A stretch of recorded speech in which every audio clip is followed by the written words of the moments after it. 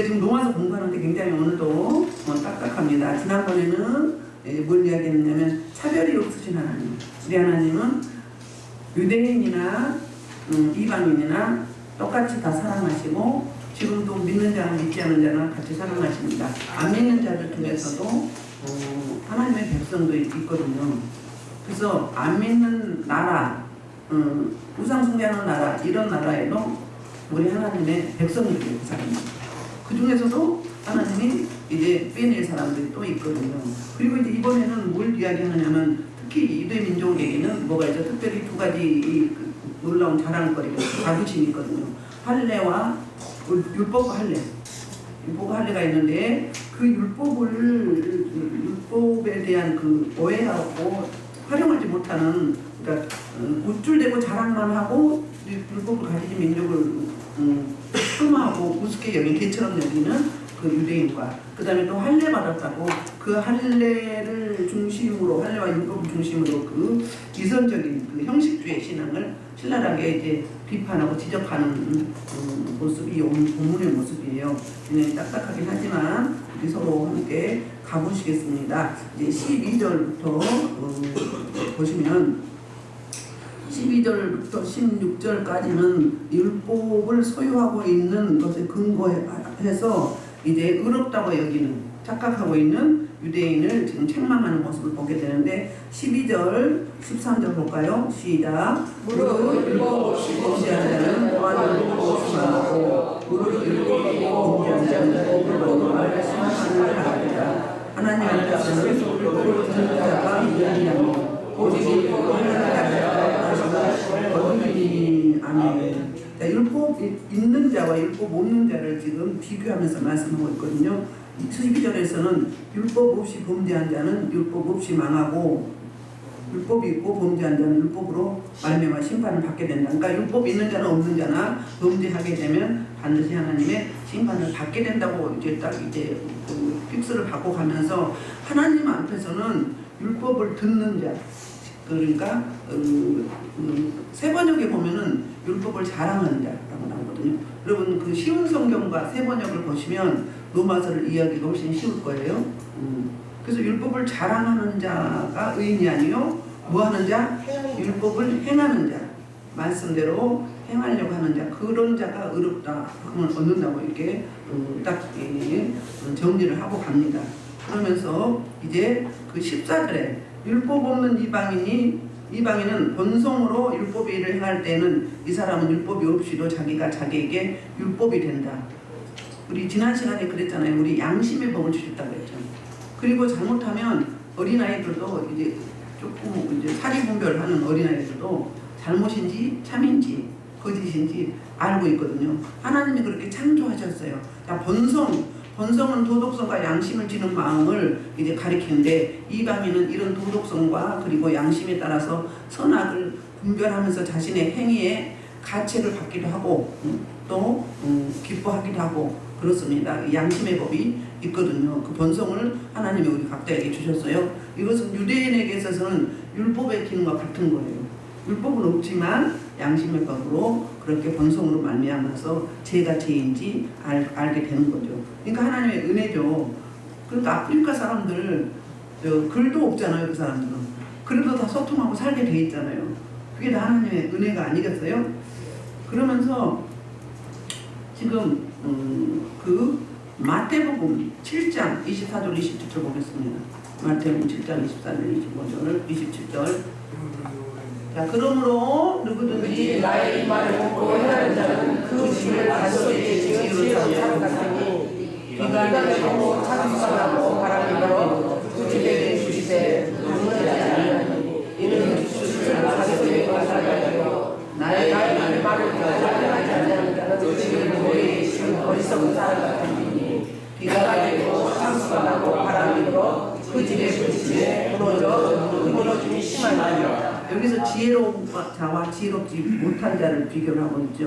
지혜로운 자는 하나님의 말씀을 듣고 그대로 행하는 자, 반석 위에 예수 그리스도의 터 위에 집을 지은 자죠. 그래서 비가 오고 참수가 나도 환란이 와도 이겨낼 수 있지만 쉽게 가는 길로, 넓은 길로, 편하게 말씀대로 행하지 아니하고 자기 소견대로 행했던 사람들은 집은 빨리 지었지만 그게 금방 어떻게 돼요? 무너지죠. 그래서 아까 뭐래요? 파수꾼이 경성함이 허사라고 했잖아요. 밤새 자지 못하고 지키는데 하나님이 지켜주지 않으면 그게 허사래요. 쉬지 않고 일을 해도 그 수고가 하나님이 함께하지 않으면 그것이 헛된 것이라고 말씀하고 있지 않습니까? 그러니 우리는 하나님의 은혜가 아니면 단 1분 1초도 살 길이 없는 거예요. 만약에 하나님이 산소를 다 끊어버린다. 그럼 어떻게 될까요? 우리는 같은 시간에 다 죽게 되어 있습니다. 그러니까 하나님의 은혜가 믿지 않는 사람들은 아무리 설명해도 몰라요. 모르지만 우리는 그 하나님의 은혜를 알잖아요. 알기 때문에 하나님이 우리 인생들에게 값으로 정할 수 없는 어마무시한 것들을 공기도 주시고 산소도 주시고 태양도 주시고 날씨가 흐르면 얼마나 짜증납니까? 요즘에 습도가 높으니까 불쾌지수가 높잖아요. 끈적끈적하니 매일마다 이렇게 산다면 어떻게 살겠어요? 한철 잠깐 장마철에 잠깐 그러기 때문에 이렇게 살고 있는 거죠. 그렇습니다. 각자에게 우리는 믿는 자는 믿지 않는 자에게 법을 주셨어요. 그래서 믿는 자에게는 유대인들에게 율법을 주셨고요. 믿지 않는 자들은 본성, 양심을 법을 주셨어요. 그래서 이런 15절 이런 이들은 그 양심이 증거가 되어 그 생각들이 서로 혹은 고발하며 혹은 본명하며 그 마음에 새긴 율법의 행위를 나타내느니라 그랬어요. 그러니까는 그 율법이 없는 자들은 양심이 증거가 되고 율법이 있는 자들은 율법이 증거가 된다고. 그래서 서로 이제 그 율법 없는 자는 양심이 고발을 하고 율법 있는 자들은 누가 고발을 해요? 율법이 고발을 하죠. 법이 하나님의 법이 이렇게 설명을 하고 있습니다. 16절 시작. 곧 나의 복음에 이른 바와 같이 하나님이 은밀한 것을 심판하시는 그날이라고 말씀하고 있어요. 자, 여기 나의 복음, 그럼 바울의 복음이 따로 있나요? 아니죠. 바울의 복음이 따로 있는 게 아니라 왜 굳이 나의 복음이라고 이렇게 이야기를 했는가? 그것은 바울이 전한 복음을 이야기하는데 이전에 지금 수많은 그 영지주의자라든지 이단들이 교회를 세워놓기만 하면 들어가서 이제 유대주의자들이 그렇죠.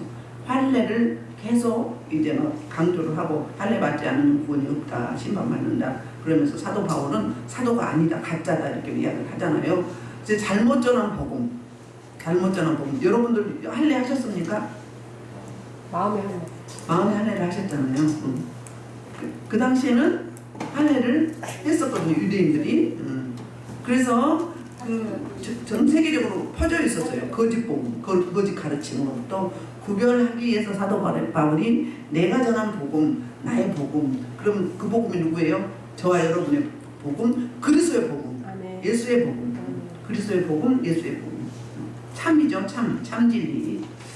그래서 나의 복음에 이른 바와 같이 이제 사도 바울이 이렇게 설명을 했었다고 이야기하죠. 그 하나님의 그들의 은밀한 것을 하나님은 어떻게 한다? 심판하신다. 우리 아까 고동문 할 때 시편 139편 보셨죠? 일일이 일거수일투족을 다 보시고 그리고 안 계신 것 같지만 함께 하시고 계시는 거죠. 지켜보시죠. 그리고 17절부터 24절은 드디어 이제 유대인의 율법 위반이에요. 그러니까 12절부터 16절은 율법을 자랑하라고 준 게 아니라 뭐라고 줬다? 행하라고 줬다. 율법의 기능은 뭐였죠? 우리의 한계를 알게 하는 거예요. 지킬 수 없다는, 아무리 노력을 내도 지킬 수 없다는. 그런데 유대주의자들은 어떤가? 유대주의자들은 이 율법을 자기 스스로, 자기 힘으로 지켜보려고 열심히 충성을 하고 열심히 신앙생활하고 합니다. 그렇게 열심히 하는데 유대주의자를 보면 대체로 특징이 감사가 없어요. 누림이 없어요. 진리가 너희를 자유케 하리라고 요한복음 8장 32절에서 말씀하고 있던 복음은 자유함이에요. 왜? 감사가 있고 기쁨이 있고 사랑이 있고 행복이 있어요. 누림이 있다고요. 자유함이 있어요. 아까 할례 이야기했잖아요. 우리는 육체 할례는 받지 않았지만 마음의 할례를 받았어요. 그럼 그분이 우리 안에 오신 거잖아요. 우리 안에 오시 계시면 달라요. 언어가 다르고 관점이 다르고 시각이 다르고 그리고 평가가 달라요. 누구의 기준? 하나님의 기준, 말씀의 기준으로 말씀의 잣대로 행하게 되잖아요. 근데 이들은 그 율법을 지켜내려고 몸부림을 칩니다. 치는데 기쁨이 있어요, 없어요? 기쁨이 없어요. 두려움이 있어요. 근심이 있어요. 염려가 있어요. 못 지킬까봐. 지켜내지도 못하면서. 그렇게 열심히 하는데 얼굴이 어때요? 굳어 있어요. 얼굴이. 그리고 청천연색이나 시커매요. 사망의 영이 오면 뭐죠? 청황색이죠. 계시록에서 보면. 청황색인 사람이 있는가 하면은 아주 또 창백해가지고 누렇게 떴어. 그리고 그놈이에요. 율법주의자들은. 열심히 하는데 기쁨이 없어요. 그래서 큰 교회에서 13개 봉사를 한대. 그러면 기뻐야죠. 감사해야 되죠. 뭐 그렇게 많이 해. 그게 우리가 소위 말하는 종교 중독이거든요. 그게 율법주의자들이에요. 누림이 없는, 그러니까 성령의 은혜, 하나님의 은혜를 구하지 않고 하나님의 도우심을 하는 게 아니라, 누림을 하는 게 아니라 의무적으로 하는 거예요. 의무만 있는 거예요. 누림은 없어요. 복음은 그런 게 아니잖아요. 누림이잖아요. 그분이 내 안에 오심으로 말미암아 기쁘고 감사하고 행복하고 그리고 사랑하게 되잖아요. 그렇게 미운 사람도 불쌍히 여기고 측은지심이 있어지고. 이게 그리스도의 십자가의 복음과 하나님의 은혜의 복음과 그리고 율법주의자들의 신앙이 완전히 극과 극이에요. 우리는 어때요? 얼굴 봐봐요. 옆 사람들 한번 보십시오. 옆 사람 얼굴 어때요? 굳어 있나요? 근엄한가요? 얼굴이 근엄하고 굳어 있으면 신앙생활 잘못하고 있는 거예요. 율법주의자예요. 이렇게 부드럽고 밝고 환하고 사랑스럽고 예쁘고. 왜요? 하나님의 생명이 우리 안에 오셨기 때문에 우리는 그걸로 복음이 증거가 되는 거예요. 우리의 변화를 보고 변하게 돼 있어요. 주님이 내 안에 오시면. 그런데 율법주의자들은요, 자기 복음이잖아요. 하나님은 안 계시고 자기가, 내가, 내 열심, 내 노력, 내 헌신, 내 봉사, 오만 걸 다 해. 당하는데 귀신 들렸어. 그렇게 열심히 헌신하는데 왜 귀신 들렸어요? 그럼 습관적으로 하는 거 자기 만족으로 한단 말이에요. 근데 만족도 없어. 누림도 없어. 그리고 귀신 들려갖고 많이 와요. 못하니까. 일단 봉사를 다 끊어라. 끊고 내가 회복하고 해라. 그래도 못 견뎌요. 이게 우리 한국교회의 문제예요. 누림이 없는, 자유함 없는, 기쁨이 없는, 감사가 없는 이런. 그래서 10절 보면 유대인이라 불리는 내가 율법을 의지하며, 그 다음에 두 번째 하나님을 자랑하며 율법의 교훈을 받아 하나님의 뜻을 알고, 세 번째, 네 번째 지극히 선한 것을 동감하며. 그러면서 이제 맹인의 길을 인도하는 자의 어둠에 있는 자의 빛이라고 이야기했어요. 이거 뭐죠? 율법을 의지하며 하나님을 자랑했어요. 그러니까는 유대인들의 그 자긍심이 뭐라고요? 율법을 받은 자. 두 번째 할례를 받았어요. 이방인들은 이게 없어요. 그러니까 이방인들은 뭐예요? 개 취급했어요. 짐승 취급했어요. 그리고 자기 우월주의에 빠져있어요. 그런데 그들의 신앙생활은 뭐예요? 형식주의 신앙이에요. 형식주의. 지키지도 못해. 거룩거룩만 해. 겉으로만. 남보기에는. 근데 집에 가보면 어때요? 난이 보거든요. 집안일은 아주 엉망진창이면서 교회만 가서 살아. 이게 율법주의자들이에요. 유대주의자들이 그렇게 신앙생활하고 있거든요. 그래서 어때요? 그렇게 자랑을 하고 우쭐하고 그리고 이 율법을 가지지 못한 자, 할례 받지 못한 자들을 어떻게 폄하했어요. 그랬는데 그들이 오히려 맹인을 인도한다고 그러잖아요. 뭐예요? 자유함도 없고 기쁨도 없고 감사도 없고 행복함도 없고 사랑함도 없으면서 다른 사람을 인도한다는 거예요. 그러면 그 인도받는 사람도 그 사람과 똑같이 되는 거죠. 누구를 보는 거야? 앞선 자를 보는 거예요. 그들의 기준은 누구예요? 날 데리고 간 사람이 기준이란 말이에요. 그렇기 때문에 저와 여러분이 그리스도 복음, 은혜의 복음을 만났기 때문에 그렇지, 우리도 만약에 그런 사람들을 만났다면 그렇게 신앙생활을 할 수밖에 없는 거예요. 우리가 이단자를 만났다면 이단을 섬길 수밖에 없는, 이단이 될 수밖에 없는 거예요. 다른 복음 섬길 수밖에 없는 거거든요. 여러분, 저와 여러분은 기뻐하고 감사해야 될 줄 믿습니다. 네. 뭐가 없어도 하박국 3장 16절 17절 그럼에도 불구하고 감사할 수 있는 게 그리스도의 복음이 은혜의 복음이죠. 율법주의자들이 아닌 거죠. 율법주의자들은 주로 뭐 하죠? 세상 기준하고 똑같아요. 그들은요 하나님을 섬기면서도 어떻게 했어요? 성공도 하고 출세도 하고 권력도 누리고 명예도 갖고 부도 축적하고 그런 것들을 자랑하고 이것이 하나님이 주신 거라고. 그럼 세상 사람과 똑같은 거잖아요. 우리는 우선순위가 뭐죠? 하나님의 은혜고 하나님이죠. 예수 그리스도죠. 그분으로 말미암아 기뻐하는 거죠. 그러면 나머지는 어떻게 돼요? 하나님이 그냥 주시는 거죠. 그렇다고 뭐 세상에 하지 말라는 이야기는 아니에요. 기준이 우선순위가 우리가 회사에 가서 직장에 가서 일을 한다 그러면 뭐 때문에 가는 거예요? 나를 통해서 나하고 함께 하신 그 하나님을 전하는 거죠.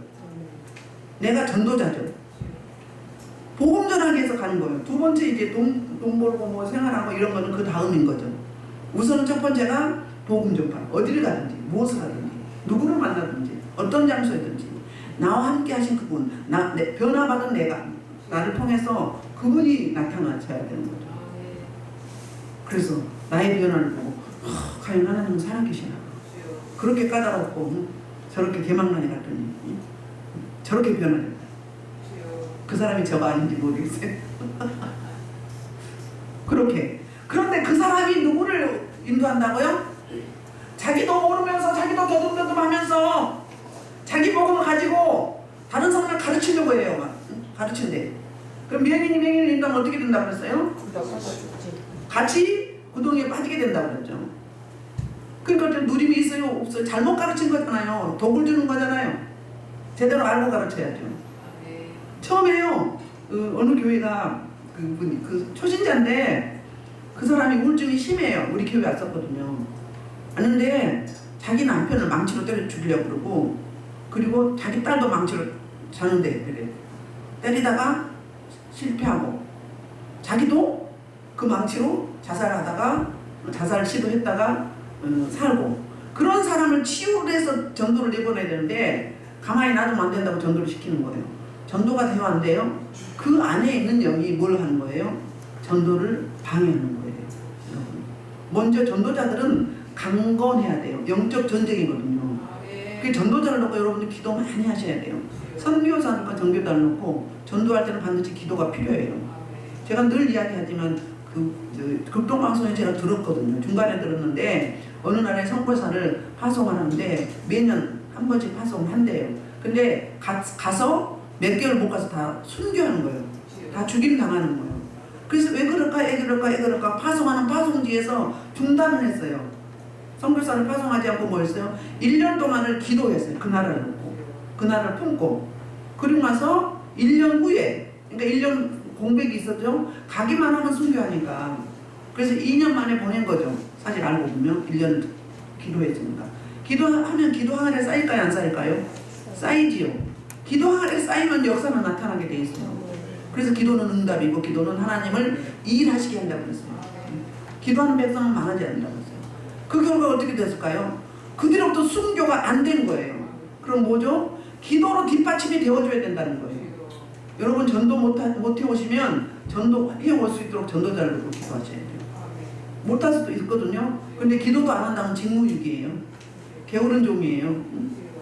내가 못하니까는 전도자를 놓고 선교사를 놓고 전심으로 기도하고 하는 교회도 인수를 채워주시라고 일꾼들 보내주시라고. 내가 전도 못하면 뭐예요? 기도로 미는 게 또 똑같은 거예요. 전심으로 기도하나 나가서 전도하나 똑같은 거예요. 같은 반열이에요.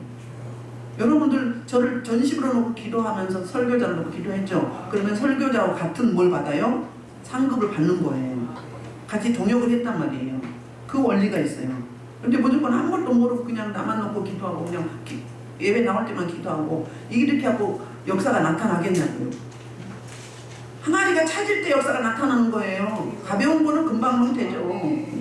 그러나 항아리가 차지 않으면 양이 차지하는 양이 있단 말이에요. 각자 그 사람의 사역별로 양이 있어요.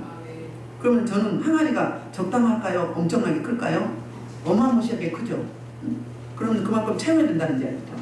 저 혼자 못 채우니까 여러분들이 도와주셔야 된다는 이야기예요. 사역을 놓고 사역할 때 전심으로 기도로 미뤄야 돼요.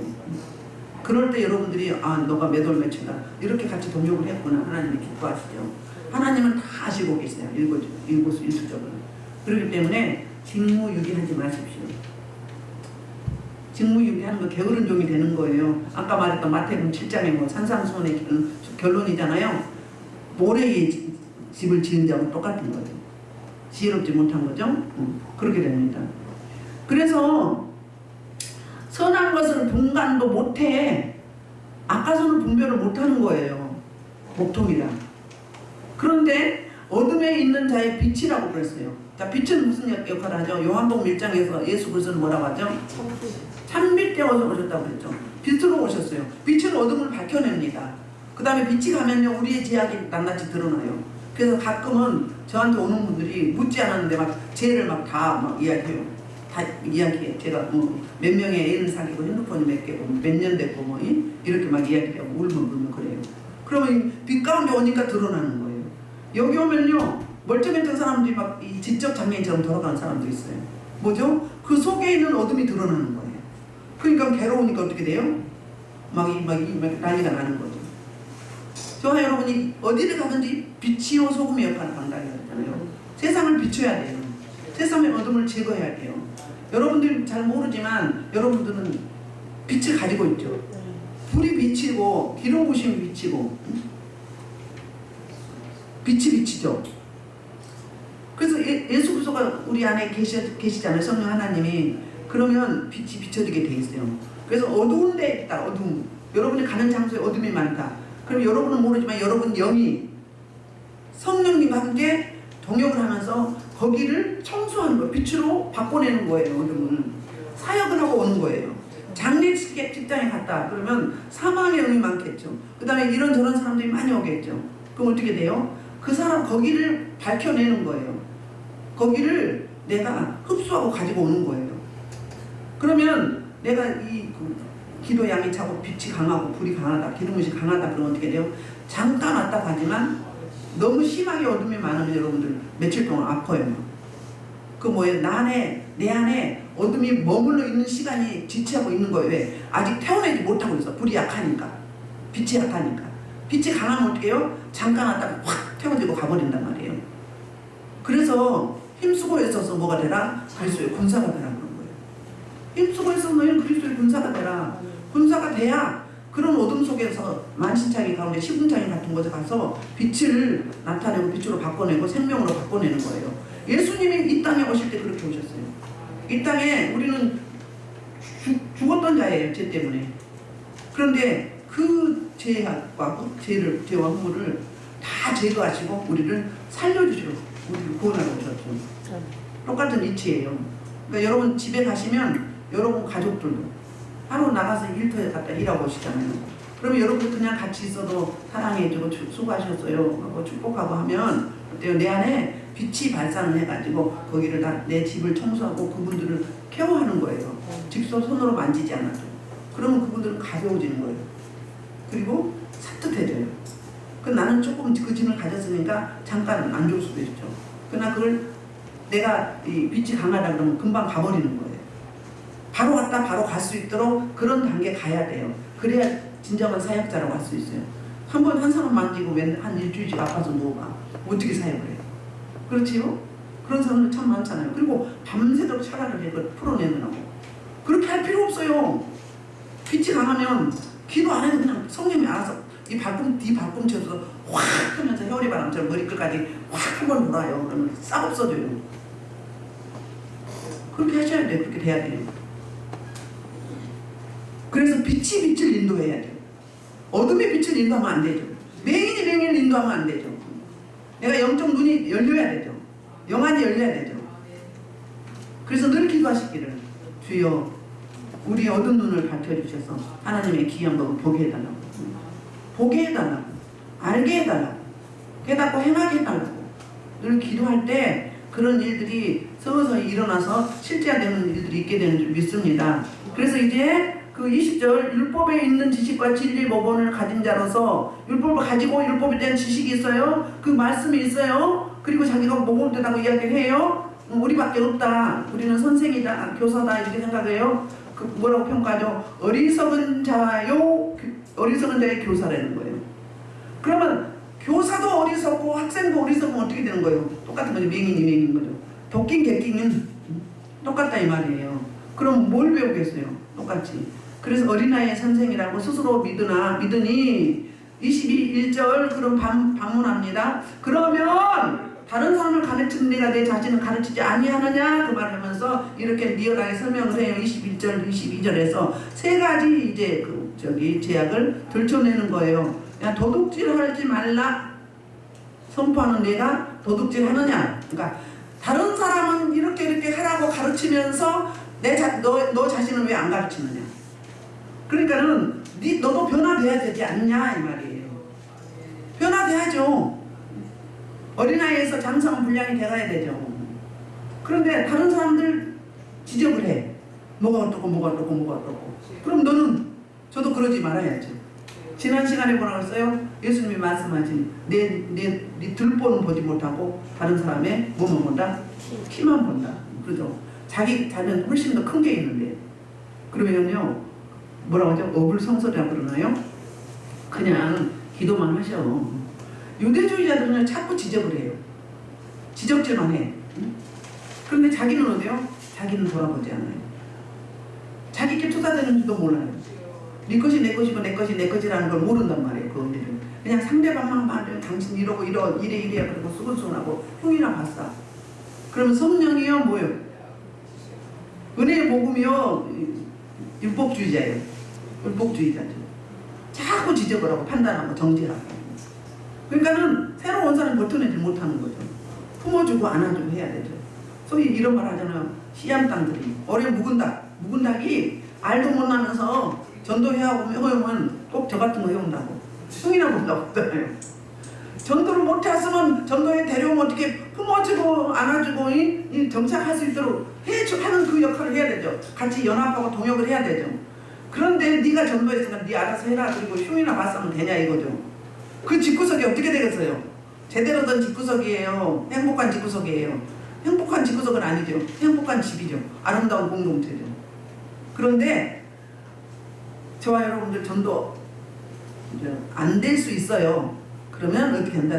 전도 해오시는 분도 수고했다고 하고 잘한다고 하고 내 마음에 안 들어도 새로 오신 분 마음에 안 들어도 우리도 하나님 마음에 들었겠어요? 오시라고 다음 주에 또 뵙자고 멋있다고 이쁘다고 자꾸 칭찬해 주죠. 그러면요 처음에는 억지로 하지만 진짜로 칭찬이 나와요. 사랑스럽다니까 새로 오신 분들은 예뻐요. 뭘로 보여요? 아장아장 걷는 어린아이로 보여요. 영으로 보면 어른이라도 약간 아주 이뻐요. 이쁘고 사랑스러워요. 막 신기해. 우리 자식 키울 때 그렇게 이뻤나 모르겠어요. 그런 마음이 저와 여러분이 가지고 있을 때 뭐예요? 내가 마음의 할례를 받는 거예요. 그게 어미의 심정, 아비의 심정이 되는 거예요. 새로 온 사람이 왜 안 하는지도 관심도 없고 그냥 예배 드리든지 말든지 뭐 성경책에 있든지 없든지 관심이 없으면 안 된다 이 말이에요. 그게 누구다? 율법주의자들이다. 세상 사람 기준이다. 그렇게 생각하시면 되겠습니다. 그래서 이제 도둑질하지 말라 그랬어요. 도둑질하지 말라고 해놓고는 자기도 도둑질한대. 그 다음에 가늠하지 말라고 했는데 또 자기도 가늠해. 자기는 변하지 않고 자기는 발전하지 않고 자기는 그대로 있으면서 가르치려고 해봐요. 그러면 어떻게 해요? 학생들이 선생님이나 잘해요. 너나 잘해. 이렇게 말하잖아요. 그러면 어떻게 해야 돼요? 기독교는요 자기를 적용해야 돼요. 저도 아직 그렇게 못하고 있는데 여러분 우리 해봅시다. 저도 똑같습니다. 이렇게 말을 해야 돼. 여러분 이렇게 하십시오. 저렇게 하십시오. 이렇게 해야 됩니다. 저렇게 해야 됩니다. 설교할 때도 그렇게 하면 안 돼요. 그러면 설교자는 잘하고 있으십니까? 그렇잖아요. 똑같아요. 성도나 설교자는 비슷비슷해요. 약간의 차이는 있을 수 있죠. 그런데 설교할 때도 그렇게 해야 돼요. 네. 그러면 반감이 안 서거든요. 그런데 그 사람 행위를 아주 뚜렷하게 알고 있는데 혼자만 아주 어려운 척하고 성도들에게는 그렇게 말을 하면 그 말이 맥히겠어요? 안 맥히죠. 아이고. 세 번째는요. 이제 내가 신전 물건을 우상을 가짐이 여기는 이들은요. 눈에 보이는 우상 숭배는요. 그러니까 형상을 섬기지 않았어요. 형상에게 절대로 절하지 않았어요. 그건 철칙이었어요. 하나님의 우상 숭배하지 말라고 했잖아요. 그런데 이들은 뭐 했어요? 이들이 율법주의자들처럼 세상 사람들처럼 세상 사람들이 추구하고 원하는 그걸 똑같이 원했다고요. 뭐요? 좋은 직장, 그 다음에 돈 많이 벌고, 그 다음에 권력을 갖고 명예를 가지고 잘 나가는 거, 부자 되는 거, 성공하고 출세하는 거, 뭐 하려고? 군림하려고, 지키려고, 부리려고, 명령하려고. 그러면 이방인과 똑같은 거잖아요. 우리의 기준은 그게 아니죠. 하나님의 저와 여러분은 얼마나 기뻐하느냐, 우리가 하나님의 마음을 시원케 하느냐. 우리 힘으로 능으로는 못하지만 뭘로? 성령의 도우심으로, 성령의 이끄심으로. 그래서 항상 성령의 은혜를 구하는 것이 우리의 본질적인 신앙이 아니겠습니까? 그런데 이들은 이렇게 됐어요. 그래서 세 가지, 도둑질 하지 말라고 하면서 도둑질 했고, 간음하지 말라고 가르치면서 자기가 간음을 했고, 그리고 신전의 물건을 우상숭배하지 말라고 했으면서도 물건을 도둑질했어요. 그들이 신전에 그 차려놓은 재물, 음식을 탐냈고요. 그 다음에 그 형상 만들어 놓은 게 이제 좀 작품이 괜찮은 작품들은 갖고 싶었어요. 소유하고 싶었어요. 섬기려고 한 게 아니라 소장품으로. 그래서 몰래 훔쳐오기도 했다고 합니다. 그래서 마태복음 15장 14절 한번 그냥 시편 19편 8절부터 10절 보고요. 시편 19편 8절부터 10절 시작. 여호와의 교훈은 정직하여 마음을 준비하고 여호와의 계명 순결하여 눈을 밝게 하시나다. 여호와를 경외하는 눈은 유별하여 여호와가 되고 여호와의 것도 진실하여 마음을 누리니 금은 많은 수나보다 더 상할 것이며 물과 속이 끓보다 더 달도다. 아멘. 우리 말씀의 삼매경에 빠지면 이렇게 가야 되거든요. 말씀의 삼매경에 빠지면 말씀을 늘 읽고 또 그 말씀을 묵상하고 또 기도하고 또 그 말씀을 지켜보려고 몸부림치고 할 때 어느 단계 가면 말씀이 막 계속 보고 싶고 그럴 때 있어요. 우리 강영도 목사님 계속 지금 그런 경지에 이르렀죠. 강영도 목사님 은혜 안에 들어오셔가지고 얼마나 기뻐하시고 감사한지 몰라요. 봐도 그냥 딱 나와. 그렇죠? 그 기쁨을 이기지 못해요. 그 기쁨을. 마찬가지로 이런 단계를 가야 된다는 거예요. 그리고 이제 마태복음 15장 14절. 그냥 두라. 그들은 매일이 되어 매일을 연구하는 자다. 만일 매일이 되면 둘이 다 운동에 빠지리라 하시니. 아멘. 그 다음에 볼까요? 23장 15절. 화해성 지적에 수식하시려고 하시며 너희는 교회에서 사람을 위하여 나와 주주를 두고 다니다가 생기며 너희보다 너희를 키워 세우자 되느냐. 그러니까 이거 뭐예요? 아까 말했던 율법주의자들 아니면 종교 중독자들. 내가 치유되고 내가 강건한 상태에서 뭐예요? 다른 사람을 권면해야 돼요. 내가 지금 아직 정신이 없어 막 이랬다 저랬다 왔다 갔다 해요. 실렁실렁 한다고요. 실렁실렁이 뭔 줄 아십니까? 정신이 왔다 갔다 한다. 그런 상태에서 남을 고면할 수 있겠냐 이 말이에요. 그럼 하나님을 나타내 볼 수 있어요? 그 예수 믿고 싶겠냐고요. 그러니까 전도할 때는 어때야 돼요? 옷도 깔끔하게 이왕이면 깔끔하게 입고 가야 돼요. 이왕이면 단정하게. 그래서 좀 내가 영이 강건한 상태에서 전도를 내보내야 돼요. 그리고 기도로 훈련이 되어서 나가야 돼요. 기도를 어느 정도 해서.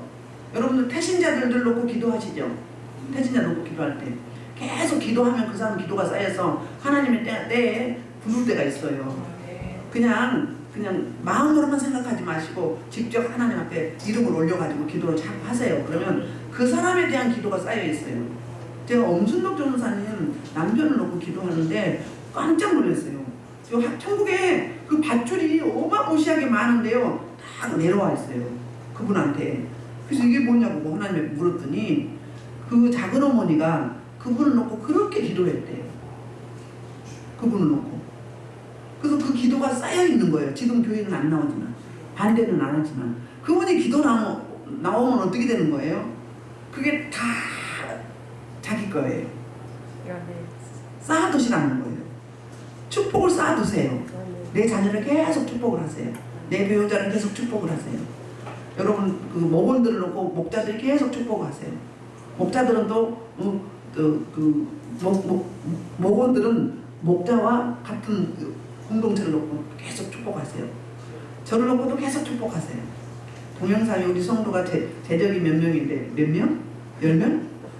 좋아요가 10명. 목자분들은 좀 가르쳐 주시고 좀 해주시면 감사하겠습니다. 안 듣긴 해도 좋아요는 해주셔도 감사하겠습니다. 자, 그리고 이제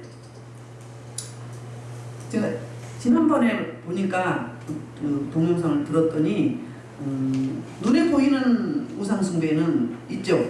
강아지 뭐 고양이 뭐 이렇죠. 이런 것들이 있죠. 짐승도 있고 그 다음에 뭐 또 있어요. 형상도 있죠. 눈에 안 보이는 게 뭐예요? 안 보이는 거는 제가 말을 잘못했더라고요. 자존심이나 체면이나 이런 것들이 눈에 안 보이는 게 우상이에요. 자기 건강이나 이런 것들. 그 다음에 사모니즘과 토테미즘을 잘못 이야기하더라고요. 사모니즘은 귀신을 섬기는 거예요. 그 다음에 뭐 또 돌도 섬기고 그 우물도 섬기고 나무도 섬기고 나무에다가 금줄 치고 막 하죠. 그게 사모니즘이에요. 토테미즘은 짐승을 섬기는 거예요. 짐승 형상이 아니라 실제 짐승을 섬기는 게 토테미즘이에요. 제가 말을 잘못했더라고요. 그 짐승의 형상을 섬긴다고 그렇게 말을 했더라고요. 생각나니까 한 거예요. 그리고 이제 23절 율법을 자랑하는 내가 율법을 보면 하나님을 욕되게 하느냐?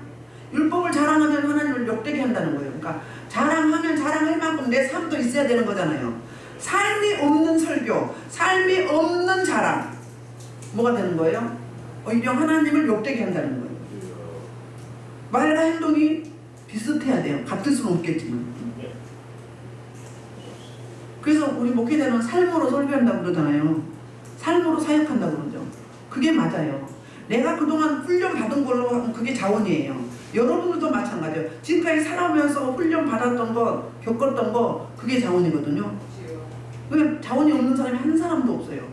여기 대부분 몇십 년씩 살았잖아요. 그럼 그 몇십 년 산 동안에 살아냈던 그런 것들이 자원이거든요. 그래서 하나님을 욕되게 하지 말자. 율법을 자랑하되 그 율법을 우리가 자랑하면서도 어긴단 말이에요. 그래서 함부로 예수 믿는다고 말하지 말아야 돼요. 꼭 할 때 가서 해야 돼요. 무조건 예수 믿는다고.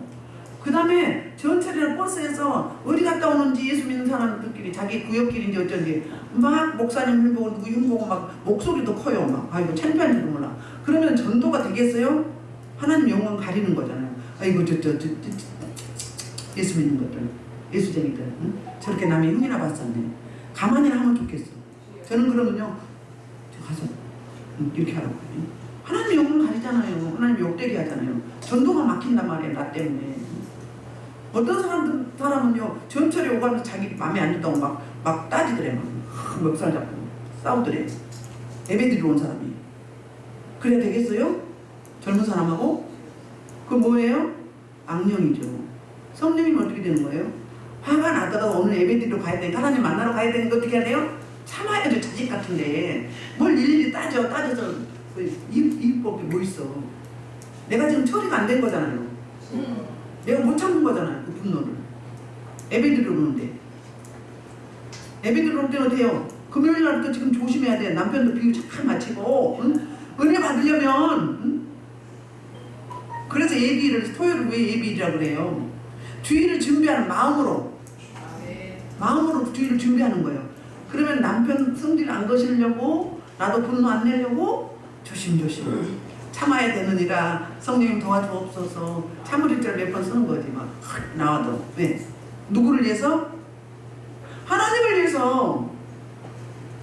분노하지 않으려고. 그게 바로 내아에게 준 그 십자가를 지는 거예요. 그게 십자가 지는 거예요. 내가 하고 싶은 말 다 하면 무슨 십자가를 져.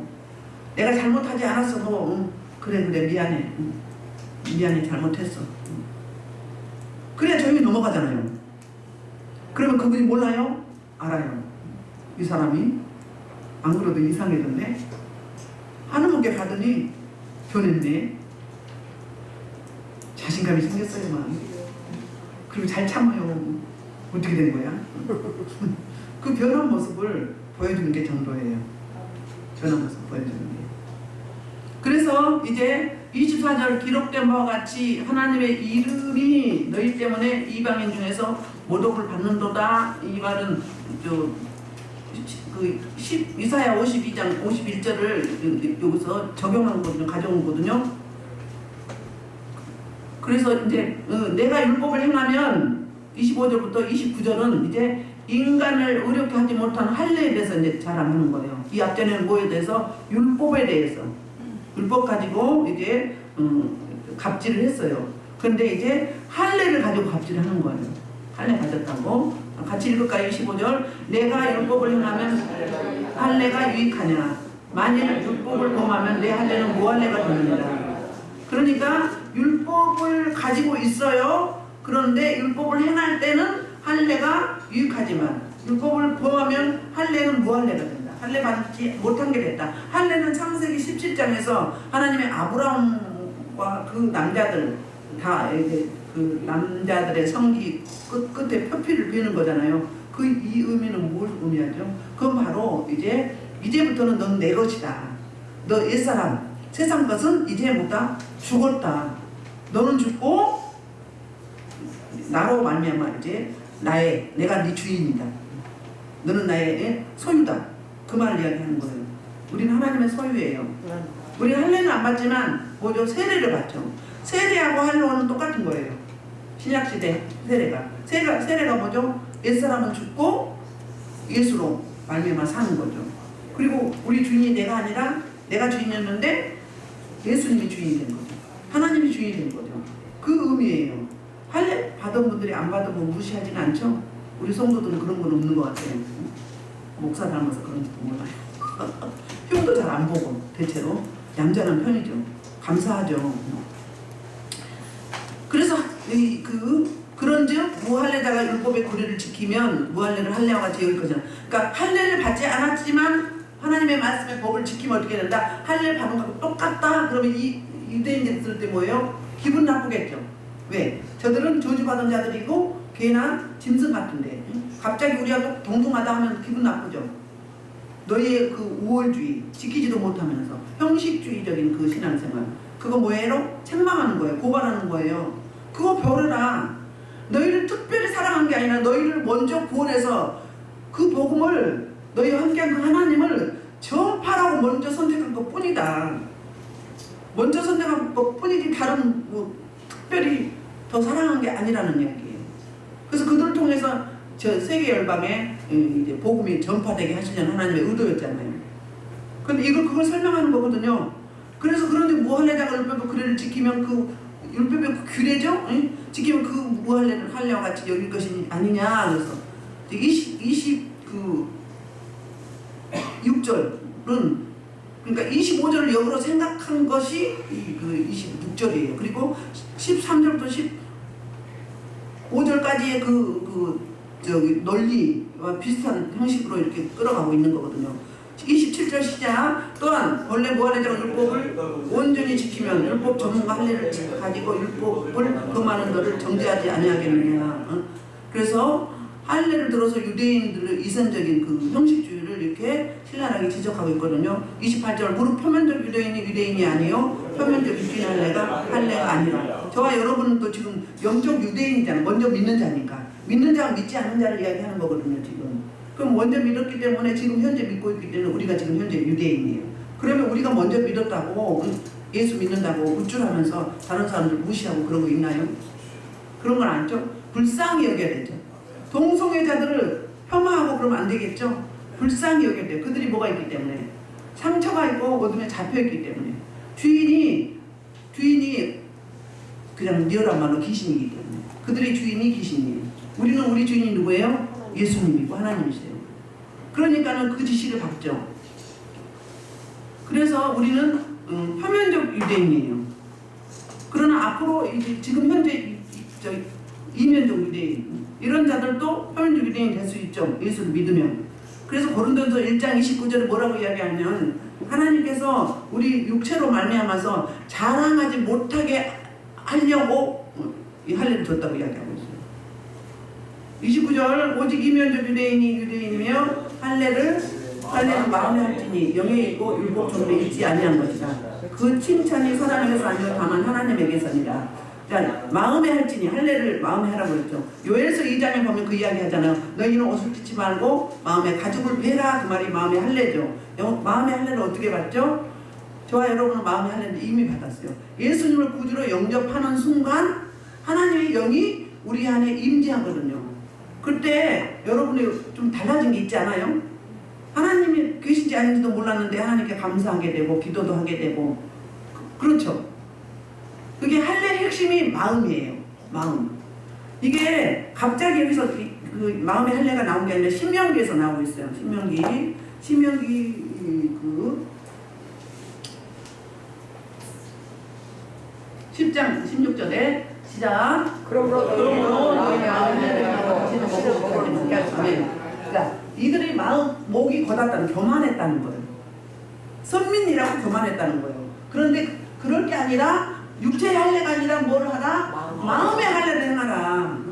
하나님을 너희 안에 모셔라. 하나님 임재에 계시도록 분노하고 혈기내고 교만하지 말아라. 그 말하고 똑같은 이야기예요. 30절 6절에도 이렇게 이야기해요. 내 하나님 여호와께서 내 마음과 내 자손의 마음에 할례를 베푸사 너로 마음과 마음을 쓰자. 하나님 여호와를 사랑하게 하라. 너로 생명을 얻게 할 것이다. 아멘. 마음의 할례를 하면 어떻게 되는 거예요?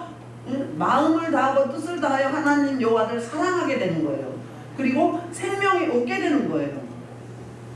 그리고 또 36장 에스겔서 36장 26절 27절에 보면 마음을 부드럽게 한다고 이야기하고 있어요. 자, 시작. 또 새 영을 속에 두고 새 마음을 주되 그 육신에서 굳은 마음을 지으시고 부드러운 마음을 줄 것이며 또 내 영을 속에 두고 너희로 내 임재를 행하게 하리니 너희가 내 길을 괜찮게 하리라. 아멘. 우리가 원래 굳었어요. 마음이 굳었는데 그 마음을 제거하고 부드러운 마음이 되게 한다는 거예요. 성령이 우리 안에 오시면, 그래서 성령이 우리 안에 계시면 어떻게 돼요? 말씀을 지킬 수 있게 되는 거예요. 율례와 규례를 지키게 된다는 거예요. 성령 하나님이 지킬 수 있도록 유도하는 거예요. 그러니까 우리가 지키게 해달라고 기도해야 되는 거예요. 그러니까 갑자기 된 게 아니라 예수님이 오시지도 않았는데 구약시대에 먼저 이렇게 성령이 오시면 성령을 보내주실 것을 이렇게 약속을 한 거예요. 그 신약시대에 오셔서 실제로 이제 은혜의 시대 성령님이 오셔서 우리 안에 자정하시고 계시죠. 그러니까 그분이 우리를 컨트롤하는 거예요. 우리 속에서 나오죠. 그 뭐예요? 성령님이 말씀하시는 거예요. 그저께 마지막 날 기도하는 하나님 우리 하나님께 1,000억을 주신대요. 그럼 그 말씀이 어디서 와요? 둥둥 떠다니면서요. 이 안에서 올라오는 거죠. 이 안에서. 그게 그 말씀이에요. 언약이에요. 약속이에요. 그러면 신약에는 없나요? 신약에도 있어요. 신약 볼까요? 자, 골로새서 2장 11절에 이렇게 이야기해요. 또 그 안에서 너희가 서로 하지 않은 할례를 받았으니 곧 육의 몸을 벗는 길이요 그리스도의 할례니라. 아멘. 우리가 지금 그리스도의 할례를 받았다는 거예요. 그리스도께서 그리스도의 영이 우리 안에 오셔 계신다는 거예요. 아멘. 그러니까 육체에 단 게 아니라 마음에 다 해야 된다. 제가 늘 그러죠. 부르짖으라. 부르짖으면 이 마음의 가죽이 찢어져요. 이 마음이 찢어져요. 마음이 아파. 여기 이제 우상숭배 했기 때문에 우상숭배 할 때 어둠이 가득 들어있어요. 여기뿐이 아니라 이 단전 우리 몸에 다 있어요. 있는데 특히 대표적인 게 이제 단전과 여기란 말이에요. 그래서 그분이 여기 안에 오시면서 그 다음에 지성소가 열리죠. 그럼 어떻게 해요? 초월하게 돼요. 초월하게 돼요. 그리고 가급적이면 별로 기복이 없어요. 감정의 기복이 없게 돼요. 아무리 성격이 왔다 갔다 했던 사람도 이 지성소가 열리면 그게 없어져요. 일관성이 있어요. 성령 그래서 일관성이 비슷해요. 은혜의 사람은 비슷해요. 뒤집어졌다 엎어졌다 막 이러지 않아요. 뒤집어졌다 엎어졌다 이거는 뭐예요? 아직까지 내가 치유하지 못했다. 아직까지 어둠에 점령당하고 있다. 그렇게 생각하시면 돼요. 그래서 이 마음의 할례를 놓고 우리가 기도해야 돼요. 마음의 할례를 놓고 늘 기도해야 돼요. 그럴 때 성령이 우리를 이끌고 가시면서 어때요? 은혜를 끼치는 거죠. 내가 은혜의 사람이면 은혜를 나눌 수밖에 없는, 생명의 사람이면 생명을 줄 수밖에 없단 말이에요. 근데 판단하고 정죄하고 시기하고 질투하고 모략하고 또 오해해. 자꾸 왜곡돼. 지금 유대인들이 오해한 거잖아요. 복음을 왜곡한 거잖아요. 유대주의자들이, 유대교가 복음을 왜곡한 거예요. 예수님이 오셨는데, 메시아가 오셨는데도 신성 모독이라고 하잖아요. 애국하는 거예요. 그리고 일반화시키는 거예요. 자기께 다라는 거예요. 자기께 다 맞다는 거예요. 그런데 말씀은 아니잖아요. 이뿐이 아니에요. 에레미야 31장에도 새 언약 있죠. 새 언약이 성령이 우리 안에 오셔서 율례와 규례와 모든 법들을 지키게 한다고 그런 거거든요. 또 에스겔서 11장, 36장 이런 게 다 새 언약이거든요. 구약 시대에. 그리고 신약 시대에 실제로 그분이 오신 거예요. 그래서 저와 여러분은 마음의 할례. 그럼 주님이 내 안에 오시면 나는 어떻게 된다? 변화가 된다. 그분이 계시기 때문에, 그분이 컨트롤을 하기 때문에 나는 그분의 지시를 받고 그분의 인도함을 받고 그분의 리드당하고, 그러면 실수를 안 하게 되었어요. 그럼 하나님의 영광을 나타내게 되었어요. 그래서 하나님을 욕되게 하거나 또 자기밖에 모르는 이기주가 되거나 그 다음에 어떻게 돼요? 또 나아가서는 하나님을 모독하거나 표면적 형식주의에 빠지지 않게 된다는 거예요. 저 여러분이 이 시대에 형식주의에 빠지지 아니하고 또 그 율법주의자가 되지 아니하고 은혜 복음 안에서 신앙생활을 기쁘게 하실 때 기쁘고 감사하고 또 행복하고 사랑하고 서로 나누는 그 은혜가 지속되기를 주의 이름으로 축원합니다. 주의 이름으로 기도합니다. 주여!